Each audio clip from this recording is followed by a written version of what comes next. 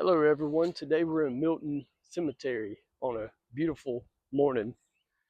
We're going to talk about a serial killer couple, and it's not Bonnie and Clyde, like probably some might be thinking. But just like Bonnie and Clyde, this couple actually inspired TV shows and movies about their crimes. And we're just going to kind of take a look around Milton Cemetery while we tell their story. Raymond Fernandez was born on December 17th, 1914. He fought in World War II and suffered a serious head injury that caused him to be bald and scarred. And he actually wore a cheap black toupee to cover up his injuries. Some think that because of his injuries he got in the war, it may have led to his crimes. He actually was convinced that he could make any woman his slave. He started answering Lonely Hearts ads that they used to list in the newspapers. A lot of times, women that was widowed or single would put ads out to try to meet a spouse. He started answering those ads, and he dated an older woman and drained her bank account, and actually moved to Spain for a little bit and committed some crimes, similar crimes there. Well, he answered an ad for a Martha Beck, who at the time was living in Milton, Florida. She was born on May 6, 1920. She was working at a children's hospital in Pensacola, Florida. Raymond visited Martha and spent a couple weeks together, and it wasn't long before she lost her job and moved to New York with him. He was actually trying to run one of his schemes whenever he met Martha and responded to her ad. But he actually, I guess, started really having feelings for her and confessed to her what his crimes were. And she actually was so intrigued by what he was doing, she gave her two kids to the Salvation Army, and they started running the schemes together, acting as brother and sister. The pair's first victim would be 66-year-old Janet Fay from New York. One day, Martha walked in the room and caught Janet laying in bed with Raymond, and she was not having it. She hit her over the head, and then Raymond finished her off by strangling her to death. Then Janet's family started getting suspicious because they hadn't heard from her. They actually moved in with a 28-year-old widow by the name of Delphine Downing. She also had a 2-year-old daughter. On February 28th, 1949, Raymond gave Delphine a bunch of sleeping pills. The little daughter actually started crying a lot, and it upset Martha.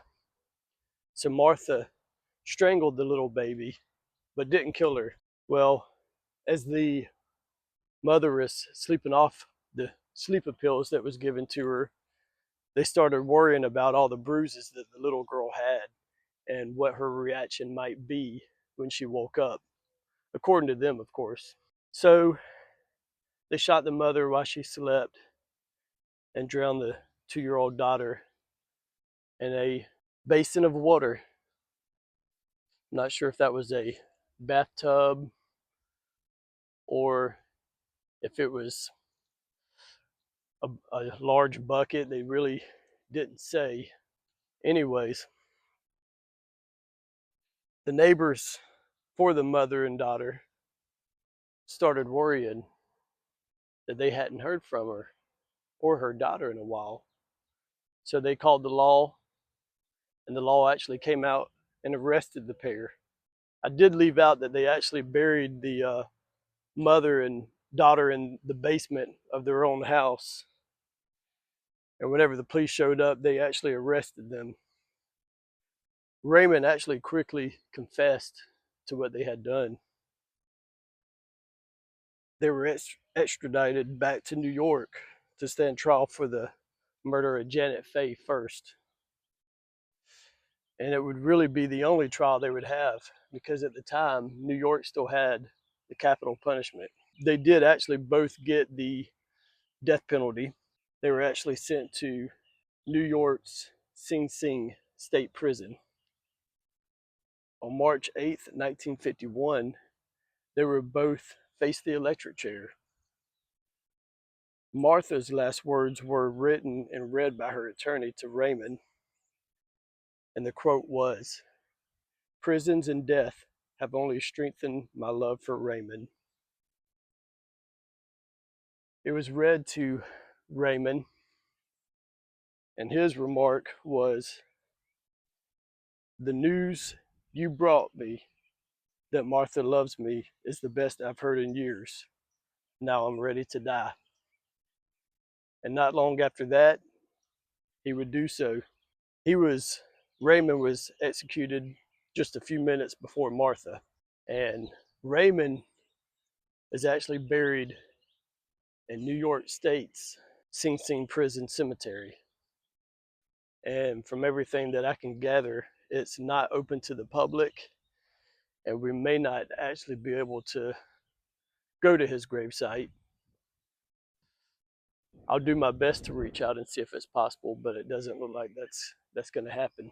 Martha, however, was buried here in Milton Cemetery, down here in Florida, where she was originally from.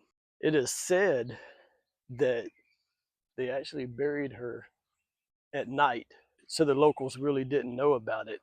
I don't imagine she was very well liked. The crime spree was known as the Lonely Heart Murders, and has made many TV shows, and I believe 1 or 2 movies.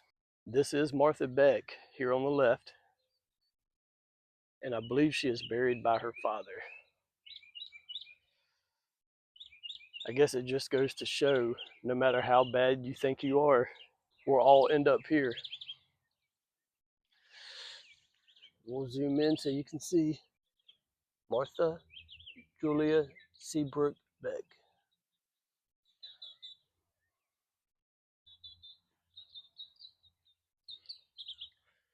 She is buried by Stanley Seabrook. Like I said, it's my understanding that that is her dead. Just an interesting story. Maybe not even a lot of local people even know about it. I hope you enjoyed the video. If you've ever seen anything on the pair, please comment below.